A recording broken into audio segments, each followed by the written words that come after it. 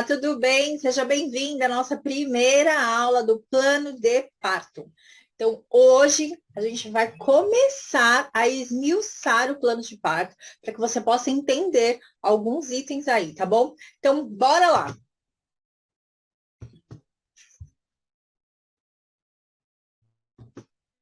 Bom, o primeiro item que nós vamos abordar vai ser o trabalho de parto. O que é o trabalho de parto? Aquele momento que você começou a sentir as contrações e está lá no processo de dilatação da evolução. Então, a gente vai tratar primeiro sobre o trabalho de parto, tá bom? Esse modelo vai estar disponível aqui, que você pode baixar, tá bom?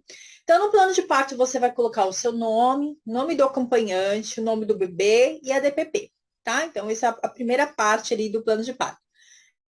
E aí, a gente vai falar sobre presença do meu marido, da doula, sem tricotomia, raspagem dos pelos e enema lavagem intestinal, sem perfusão contínua de sorostocina, liberdade para caminhar e escolher a posição que quero ficar, uso ilimitado da banheira ou de chuveiro, peço que não seja oferecido anestésicos ou analgésicos, eu pedirei quando necessário, sem rompimento artificial da bolsa, permissão para comer e beber líquidos. Eu não vou dizer o que você tem que assinalar ou não. Eu vou agora, a gente vai fazer o seguinte, a gente vai esmiuçar cada um desses detalhes. E aí você, com o conhecimento que você vai ter com relação a cada um desses itens, vai marcar aquilo que você, opa, isso ok ter. Opa, isso não quero não. Tá bom? Então vamos lá. Primeiro item, presença do meu marido ou da doula ou de quem, se você for ter uma doula, tá bom? Mas é importante que você saiba que é direito e é lei federal. O que significa? É válido em todo o território brasileiro. Não importa se você mora em São Paulo ou se você mora lá na Bahia ou no Amapá ou no Amazonas, é lei federal, tá? Então, ela precisa ser cumprida e é lei desde 2005. E ela determina que os serviços de saúde do SUS, rede própria conveniada, então não tem essa de que é SUS e eu não tenho direito a acompanhante. Não existe isso. É uma lei federal, tá bom? Eles são obrigados a permitir à gestante o direito a um acompanhante durante todo o período. O que significa durante todo o período? A partir do momento que eu dei entrada na maternidade e eu estou com contrações de trabalho de parto efetivas, esse acompanhante deve e pode ficar com você durante todo o período de trabalho de parto, parto e pós-parto, tá bom? Esse acompanhante, ele pode ser alguém indicado pela gestante, pode ser o pai, pode ser a mãe da gestante, pode ser uma amiga, pode ser outra pessoa de escolha dela, não precisa ser o pai do bebê, tá? É quem a gestante determinar que vai ficar com ele.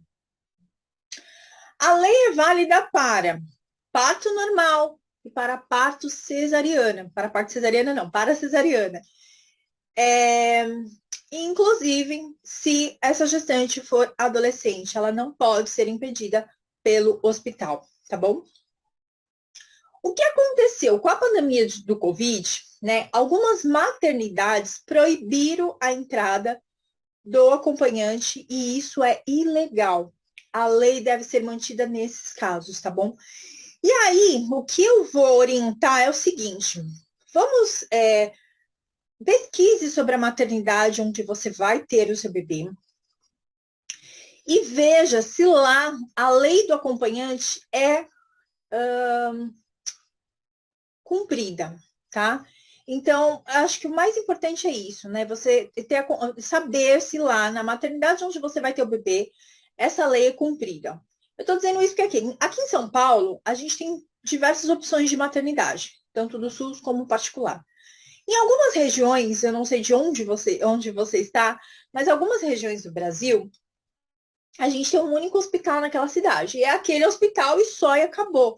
E aquele hospital determina que o acompanhante só vai entrar na hora do expulsivo, na hora que o bebê está nascendo, principalmente no SUS, que eles dão a desculpa de que eles não têm como ter privacidade entre uma gestante e outra, né? Porque fica outras mulheres também, e aí o marido não pode ficar ali junto.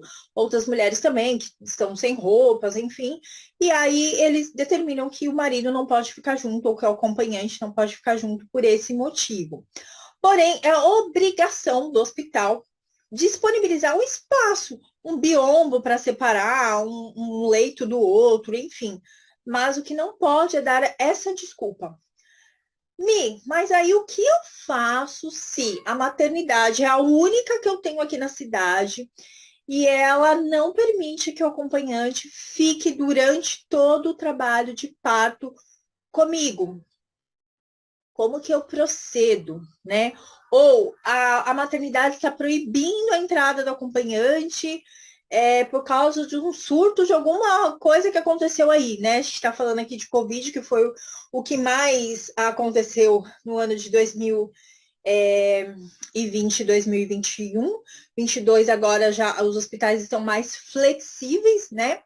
Mas qual a forma correta? Como que você deve proceder, tá bom? Não espere chegar o dia para você ir brigar, chamar a polícia, porque aí vai dar uma confusão e aí não vai resolver nada, tá? Então, você vai fazer uma carta, vai mandar um comunicado, um e-mail para essa maternidade, falando sobre a lei federal, sobre a questão do acompanhante. Você pode entrar em contato com a Defensoria Pública do município onde você mora e solicitar, né, junto à Defensoria Pública, é, uma permissão, na verdade não é nem permissão porque é lei, né? Mas uma solicitação para que o seu acompanhante possa estar presente com você. Então, o hospital é notificado judicialmente. E aí você, diante desse papel, e não demora, tá, gente? É algo que é rápido. Por quê? Porque é gestante, não dá para esperar muito, né? Daqui a pouco a mulher entra em trabalho de parto, então é a única coisa no processo judicial que corre rápido. É super rápido, tá? É coisa de 2, 3 dias isso. Você consegue esse documento e aí o hospital é obrigado a cumprir mediante essa ação, mediante essa solicitação judicial de permitida da entrada do acompanhante. Mas lembre-se, é lei federal, então não existe isso. Você tem direito a um acompanhante no parto, normal e na cesárea. Ok? Então, presença do marido e da doula ou só do marido é algo que a gente precisa marcar lá no plano de parto. Não precisa nem falar que o xizinho lá, o X é obrigatório. Ok? Vamos lá. Sem tricotomia, raspagem dos pelos pubianos e enema, lavagem intestinal, sem perfusão contínua de soro ou ocitocina. Então, vamos falar de cada um. Bom, primeira coisa. Você não é obrigada... O que é a tricotomia? A raspagem dos pelos, tá bom? Você não é obrigada a raspar os pelos pubianos, só se você realmente quiser, tá bom? Então, o hospital, ou a maternidade, a enfermeira, o médico, não pode simplesmente raspar. O enema, que é aquela lavagem intestinal, eu coloquei aqui, mas aqui em São Paulo, tá bom? Que a minha realidade é onde eu atendo. Hoje não se faz mais esse procedimento, né? Que o enema mesmo, para fazer a lavagem intestinal, para a mulher não fazer cocô no parto, antigamente se fazia, né? Aqui na minha realidade de São Paulo não se faz, as maternidades não fazem. Mas eu sei que em locais mais distantes, no interior, ainda há profissionais que fazem o enema e a lavagem intestinal. Gente, isso é desconfortável, tá? Então é algo totalmente desnecessário, né? E o corpo é tão sábio que provavelmente antes de você entrar em trabalho de parto, o seu intestino vai ficar mais solto, você vai sentir vontade de ir no banheiro mais vezes. Isso até é um sinal de que o trabalho de parto está para começar. Muitas mulheres relatam que sentiram, senti dor de barriga, não sei o que aconteceu, hoje meu intestino está solto, fui no banheiro mais de 2, 3 vezes, é quando você vê ela entra em trabalho de parto. Então o corpo é muito sábio, ele é muito inteligente e ele realmente vai se preparando para o trabalho de parto. E vamos normalizar o cocô no parto. É normal fazer cocô no parto. É normal, isso é fisiológico acontecer, tá bom? E quando a gente fala de cocô no parto, quero que você tenha essa tranquilidade de entender que Para nós, profissionais, é algo super natural, é super comum. E quando a gente fala em cocô, eu quero que você lembre o seguinte: o cocô no trabalho de parto não é aquele cocô, aquele montão de cocô, tá? É normal, às vezes ficou um restinho ali no canal, no intestino, e aí quando o bebê passa, ele vai pressionando tudo que tá ali, né? E tudo que, tanto que a sensação é aquela sensação de vontade de fazer cocô, né? No expulsivo, aquela vontade de fazer a força. Então, não é normal, vamos normalizar, tá bom? Bom, perfusão contínua de soro ou ocitocina. Vamos lá, chegou no hospital em trabalho de parto, contrações efetivas, contrações. O que é contrações efetivas? Contrações que realmente estão trabalhando ali o colo do útero, com dilatação evoluindo. A gente não tem por que colocar um soro ou colocar uma ocitocina na gestante, né? Isso só vai fazer o quê? Aumentar ainda mais a dor. Antigamente, não tão antigamente, ainda algumas maternidades têm esse hábito de colocar o tal do sorinho com a ocitocina para acelerar o trabalho de parto, para que o trabalho de parto aconteça mais rápido, né? E isso só faz o quê? Com que a mulher sinta mais dor, que a mulher fique mais cansada, né? O bebê fique mal. E em quais casos, então, a ocitocina é permitida ou em quais casos a gente usa ocitocina? Então, a gente precisa ter essa consciência que fazer o uso da ocitocina, ela não é uma violência obstétrica desde que essa mulher seja notificada por qual motivo você está colocando ocitocina e com a permissão dessa mulher, né? Então, em quais casos eu realmente preciso fazer o uso da ocitocina? Então, em casos de indução de parto, então a mulher chegou lá a termo 41, 42 semanas, e essa mulher precisa fazer uma indução. Vamos induzir esse parto. Por alguma razão também a gente precisou induzir esse parto. Então, a ocitocina, na grande maioria das vezes, ela vai entrar como aliada aí no trabalho da indução de parto. E não é uma violência obstétrica, se faz necessário para fazer a indução de parto, ok? A gente tem um expulsivo, um outro exemplo, tá? A gente tem um expulsivo aí longo, as contrações pararam, e esse bebê já tá ali quase no canal de parto, a gente precisa, vamos dizer assim, dar um motorzinho ali, né? A gente, às vezes, coloca um pouquinho de ocitocina só no finalzinho ali do trabalho de parto para ajudar, dar uma ajudinha para essa mulher que o trabalho de parto ficou mais cansativo, tá bom? Ou que ela não tá conseguindo mais fazer força, ou que as contrações realmente pararam, tá? Mas com contrações efetivas, a ocitocina é totalmente desnecessário.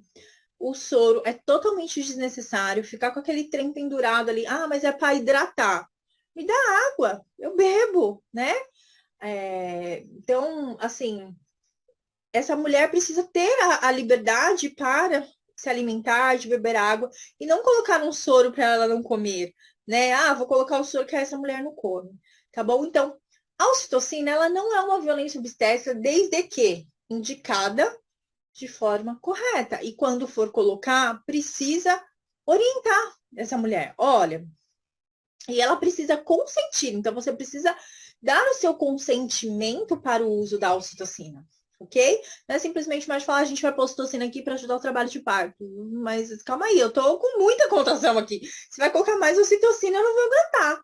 Tá bom? Então, é algo que precisa ser consentido, com consentimento da gestante e quando realmente necessário. Ocitocina como rotina. A mulher chegou em trabalho de parto e eu vou colocar ocitocina? Não é indicação, tá bom? Bom, liberdade para caminhar e escolher a posição que quero ficar. Olha só, lembra da ocitocina lá que eu falei agora há pouco sobre consentimento, né? Às vezes esse trabalho de parto parou, ou as contrações não estão tão efetivas, essa mulher está tendo liberdade para caminhar? Ela está tendo liberdade para ficar na posição que ela quer? Ou ela está sendo obrigada a ficar deitada numa maca? Né?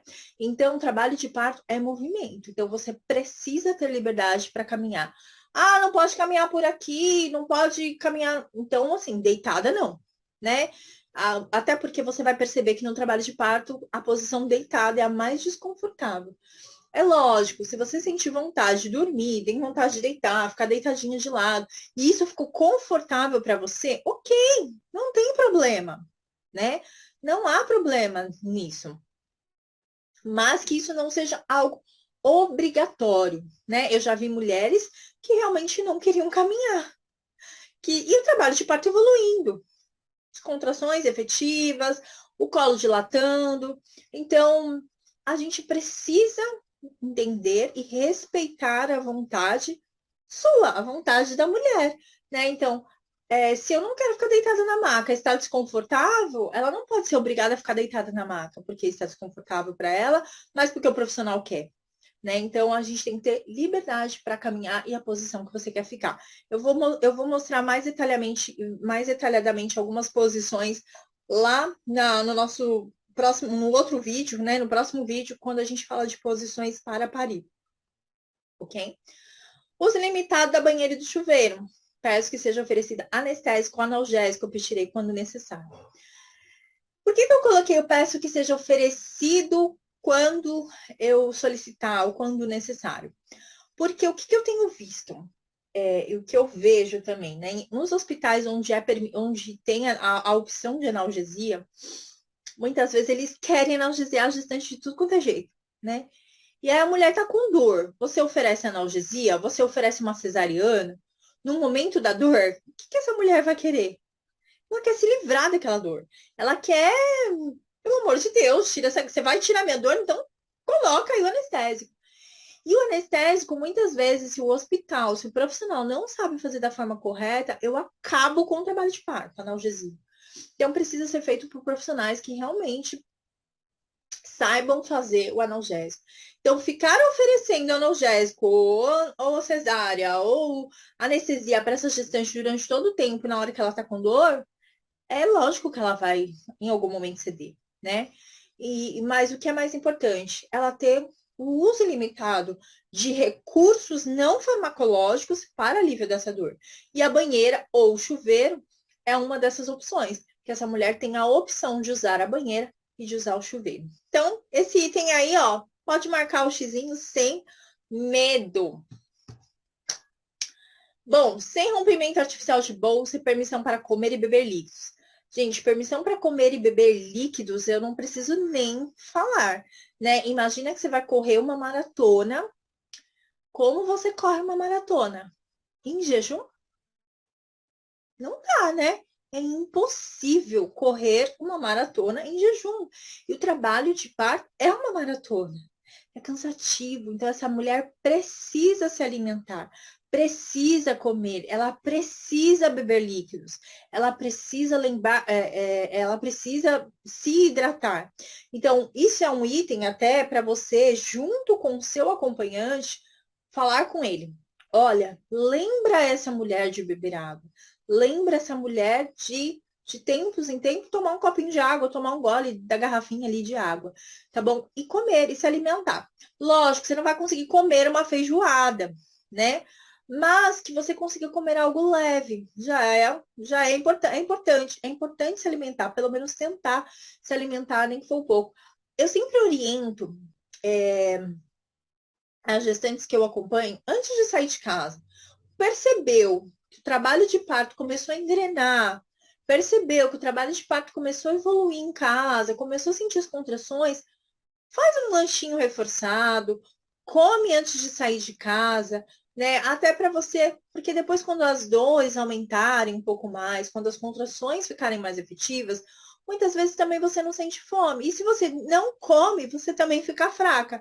Então você precisa de energia, né? Uma dica que eu gosto, sempre ter em casa, próximo do trabalho de parto, faz um estoquezinho aí, Gatorade, açaí, porque são coisas que descem fácil. O açaí, ele é calórico, né? Você coloca ali, bate com alguma coisa, com uma fruta, e ali já dá uma sustância maior, né? E é geladinho no trabalho de parto, às vezes você tá um pouco enjoada, então é mais fácil de tomar, é mais fácil de descer, tá bom? Então, lembre-se, comer e beber líquidos é importante para que o trabalho de parto evolua.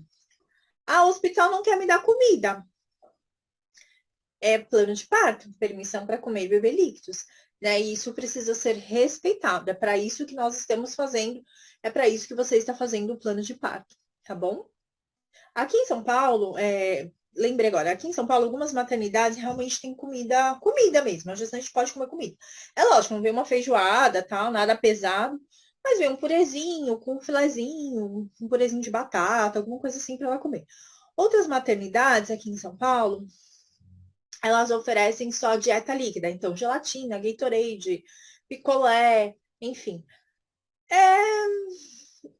Eu acho assim, eu com fome, se me der um picolé, eu vou continuar com fome, né? Mas por isso que eu digo, antes de sair de casa, faz um lanchinho mais reforçado, come, porque também durante as contrações, geralmente a mulher perde um pouco dessa vontade de comer, mas é importante que você lembre de se alimentar, nem que for com algo mais leve, ok? Bom, sem rompimento artificial da bolsa. Vamos lá. O que acontece, né? O bebê, ele vai romper a bolsa naturalmente. Ele vai fazer esse processo. O bebê sabe fazer esse processo, né? Em quais casos você pode, teoricamente, autorizar o rompimento artificial da bolsa? Que eu, particularmente, é algo que precisa ser conversado com a gestante e precisa ser consentido, consentimento. Lembra essa palavra, né? Não dá para romper a bolsa com 5 centímetros de dilatação. Não dá para romper uma bolsa com 6 centímetros de dilatação para ajudar o trabalho de parto a acelerar, porque realmente acelera, realmente as contrações ficam mais efetivas quando a gente rompe a bolsa. E há profissionais que querem romper a bolsa, né? Então, eu falo assim, rompimento artificial da bolsa, depende. Eu não vou falar nem que sim, nem que não. Mas, se fosse eu fazer o meu plano de parto, eu colocaria não. Eu colocaria um xizinho aí, sem rompimento artificial da bolsa. Então, Mi, quais casos que eu posso autorizar, posso permitir que rompa a bolsa de forma artificial? Um trabalho de parto ou um expulsivo longo, sabe aquela mulher que já entrou na dilatação total? A gente tem um bebê que ainda tá alto, com a bolsa íntegra, e esse bebê não desce, não desce, não desce, não desce, não desce. E aí a gente já tentou de tudo, já fez tudo. E às vezes romper a bolsa vai ser importante, porque aí o bebê consegue descer, encaixar e o bebê nascer, né? Então tem um momento certo, mas isso precisa ser conversado com a gestante, né? Romper bolsa artificial sem estar com dilatação total, sem estar, romper uma bolsa com um trabalho de parto que está evoluindo, né, também, romper bolsa com o trabalho de parto evoluindo, com contrações efetivas, com o colo dilatando, é totalmente desnecessário. Se o trabalho de parto está evoluindo, se tudo está acontecendo de forma satisfatória, eu vou romper sua bolsa para acelerar. Acelerar o quê? Que está tudo acontecendo harmonicamente. Só vai fazer aumentar ainda mais a sua dor e correr um risco aí de um prolapso de cordão. Agora, quando a gente tem uma parada de progressão, mais de 5, 6 horas, com a mesma dilatação, quando a gente tem um expulsivo muito longo que o bebê não desce, e a gente tem uma bolsa ainda ali bem protusa, então, são casos e casos em que a gente precisa conversar com a gestante e haver o seu consentimento. Então, romper a bolsa artificial, sem rompimento artificial da bolsa? Sim, se realmente precisar romper, que seja conversado e seja necessário, realmente necessário, quando a gente tem parada de progressão, quando a gente tem um bebê que não desce, quando a gente já tem uma evolução real da dilatação, não com 4, 5, 6 centímetros de dilatação. Ok? Então é isso. A próxima aula vamos falar sobre outros itens do plano de parto. Então eu te espero no próximo vídeo.